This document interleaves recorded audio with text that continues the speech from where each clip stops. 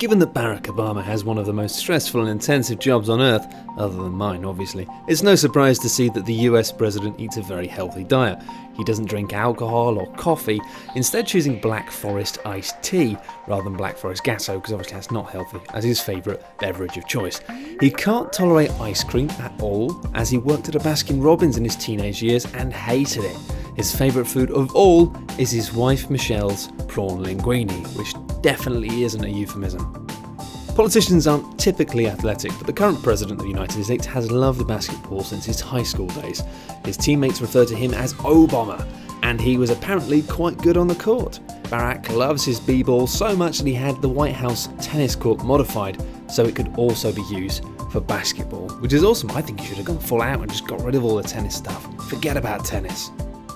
Most people will agree that Barack Obama is a charming and charismatic man, but this might not have always been the case. When Barack was studying at Harvard, he applied to appear in a black pin-up calendar, but the all-female committee decided against his inclusion. When Barack was studying at Harvard, he applied to appear in a black pin-up calendar, but the all-female committee decided against his inclusion. I bet they're all kicking themselves now. Come on, girls, look how sexy he is. Miss your chance. Barack Obama is a huge fan of Muhammad Ali and saw the ex-boxer as a huge sign of inspiration, especially during his initial campaign for president.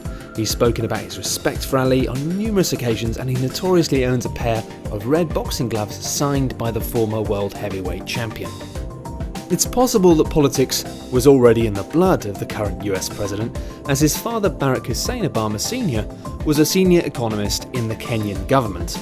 He had a promising career in the Ministry of Finance until he started to clash with the Kenyan president, Jomo Kenyatta, who eventually fired him. It's common knowledge that Barack Obama was a smoker for most of his life, but what you might not know is that he promised his wife Michelle that he'd quit during the 2008 presidential election. As hard as he tried to kick the nicotine, he was unable to do so, citing campaign stress as the reason why. That being said, he did finally quit smoking in 2011 as he wanted to set a good example for his children. The campaign trail is a stressful ordeal, one that changes every day with constant and new information about how the candidates are doing. And contrary to most campaigners, Obama refused to watch news during his trail and would only watch sports to help him keep calm and de-stressed. Future presidential candidates might want to take a leaf out of this guy's book, because sometimes keeping an eye on what everyone else is doing is just a good way of stressing yourself out. While his birthplace is listed as Honolulu, Hawaii, Obama actually spent most of his infancy in Indonesia with his mother. Looking back, he recalls eating snake meat and roasted grasshoppers and befriending street urchins as being fond memories. Before he would reach his teenage years, he was sent to live with his grandparents in Hawaii as his mother feared for his safety. On a related note, Obama's family was split from a very young age. His parents divorced while Barack was only 2 years old, and as a result he almost never saw his father as he relocated back to Kenya after the separation was finalised.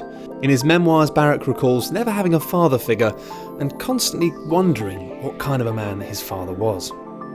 If for some reason you didn't think Barack Obama was talented enough, it might surprise you to know that he has 2 Grammys. The category in question was Best Spoken Word Album, the audiobook version of his 2 autobiographies, Dreams from My Father and The Audacity of Hope.